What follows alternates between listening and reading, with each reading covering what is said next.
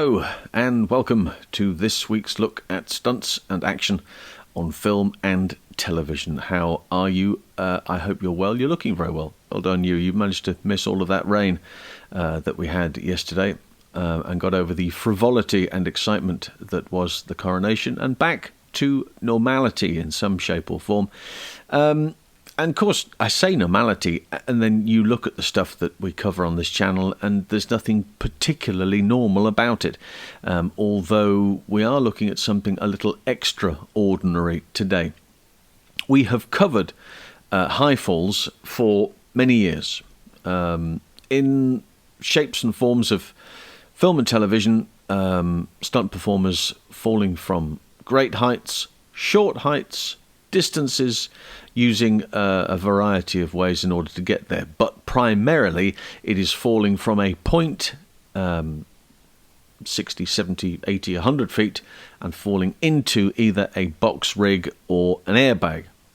Now, what happens when an engineer who happens to be a stuntman and stunt coordinator called Jim Churchman is looking for a way of changing the general way in which stunt performers perform these high falls, taking away the box rig and taking away the airbag. Airbags, as you know, replaced the box rigs because they were more convenient to do so. They were cost effective. And, you know, you didn't have to replace the damaged boxes like you had to do before. So they were there for a practical reason.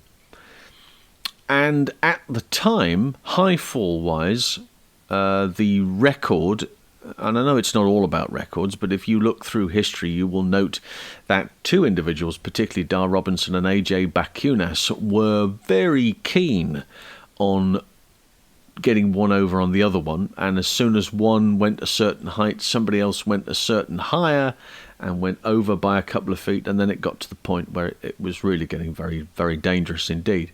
And consequently, AJ was killed on the picture steel. So there were ways in which this had been done in the past, but Jim was looking to create something new. The record stood at about 315 feet, 300 and something like that. And he thought, well, there's going to come a time when even airbags aren't going to do the job. And airbags, as we've discussed here before, are only good if you hit them correctly. Yes, they have to be manufactured to a very high standard. But if you don't hit it correctly, you know, if you don't land flat, if you arch your back slightly, there is the distinct possibility that either your knees will come up and bury themselves into your chin, causing you a great deal of pain with your head or your knees and breakages and all sorts of bits and pieces, or you could break your back because you are travelling at a certain speed, and in order to hit that point and spread that weight out, you must land as flat can be. Now, take into consideration the point that we are looking at. The episode today is called the 25,000-foot high fall. It is not a parachute jump. Why is it not a parachute jump? Well, I'll tell you. I'm glad you asked that. Because the dude, Luke Aitkins, a world-class parachutist, skydiver, and so much so he's got 18,000 jumps under his belt, and is responsible for teaching special forces in relation to how to skydive when you have additional weight on you and all of this sort of stuff. He takes all of that into consideration. He is not wearing a parachute. Now, you will see some footage that I've put together, some test footage where he is. But what he's doing is he's testing that positioning in the air. It will all become apparent when you see it. But the idea of jumping out of a perfectly serviceable aircraft without the aid of a parachute or a backup of any kind is complicated. And also when you realise that what Jim Churchman had done as the engineering brains behind all of this is he had come up with a rig mechanism, which is effectively a net and is positioned on poles. Now, these poles are incredibly strong, sturdy, but also flexible. They have to be strong enough, but they have to have flexibility in order for the net, which is attached to this rig, to move according to the speed in which Luke is going to be hitting it at. And he's going to be hitting it at some great speed, let me tell you. So it's a fascinating watch. We'll go through that, and also we'll have a look at some of the things that led up to this, and we will start with Gary Connery and his wingsuit jump, and it looks like this. So let's start at the top. These are the three occasions. We've got Gary Connery firstly, and this is a wingsuit. Now, he's not wearing a parachute. It is a wingsuit. So he has control. He can inflate it, deflate it, which will increase or decrease the height that he's travelling from. He's at 2,400 feet, and he's going to fly and land in these boxes approaching now. And he's going to be doing that at about 80 miles an hour top speed. When he hits the boxes, he's doing 50. There's 18,000 boxes. Boom, there he goes. And they're 110 meters long. And that's pretty impressive. Go Gary, it says in straw at the bottom as he comes careering in, and impact. It took him about 3.5 minutes to get out of that because he was down so far. But it works. He tried it on various occasions in testing this over time, and he's left himself he's got plenty of room, look, and he's come in steep, and there he is emerging later on. Felix Baumgarten, on the other hand, is going slightly higher, 24 miles in point of fact, and off he goes. He's going home now. Felix, on you go, sunshine, and drops. Look at that. Unbelievable. He is 24 miles above the Earth, and there is the curvature of the planet. He is, technically speaking, outside of in space. It's just unbelievable. I remember watching this at the time. I think it was the most incredible piece of footage I'd ever seen. Firstly, why somebody would do it, but then the situations he finds himself in. He then gets to a situation where he is spinning, and when he reaches terminal velocity, he is travelling at 843.6 miles an hour is the fastest, and he starts to spin like a spinning top. Now, he has absolutely no control over this whatsoever. All he can do is try and maintain his breathing, maybe try and stabilise his position, and the further he falls, hopefully what will happen is that the gravity will equalise his movement and should stabilise what is going on. And he was spinning for some time. If you remember the footage, I've edited this down slightly, but he gets to a point where he's almost ready to black out. And then it just kind of stabilises itself. And we're back to normal again. But there was a very hairy few minutes when he was hurtling towards Earth at the most extraordinary speed and spinning completely out of control. Now in charge, and then realises he gets to about 7,000 feet. He's going to mention that in a moment. There's a subtitle will pop up, but he gets to about 7,000 feet and will say, right, I am ready. There he is. I'm at 7,000 feet now, and I'm pulling my parachute. And that's exactly what he does. And the chute opens, and it's a safe deployment. The whole world is happy back there at Mission Control. The family's happy. It's a cracking job, and he sails gracefully to Earth. I know he was having visor issues on the way down. He couldn't see anything out of his visor. Terra firma, look at that. And, you know, it's not surprising that he's going to say a prayer or two. Now, Luke Aitkins. Now, this was the most important move in training. This is what he has to practice. Flip over, flip back. Flip over, flip back. He has to do that at 200 feet because he won't have the luxury of a parachute. He's wearing a parachute here, a luxury he won't have during that final jump.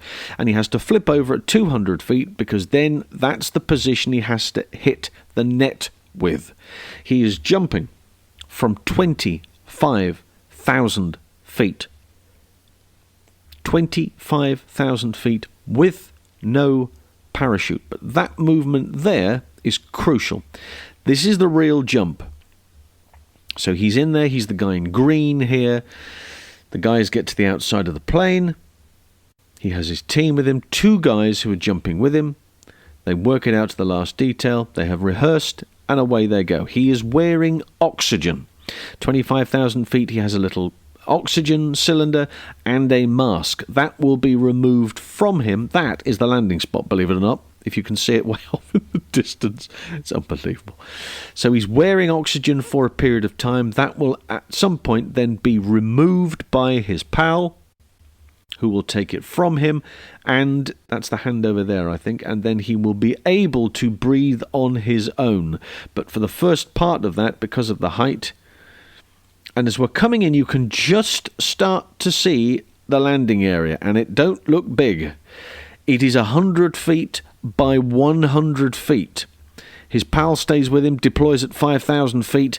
Now he's got to go down, and as we just start to go in, you will see that the floor is coming up awful quick. That's the landing net on the right-hand side, and from here, it doesn't look very big. That's 100 feet by 100 feet, and he keeps falling and falling and falling, and he gets to 200 feet, he turns over, and boom, just inside the net.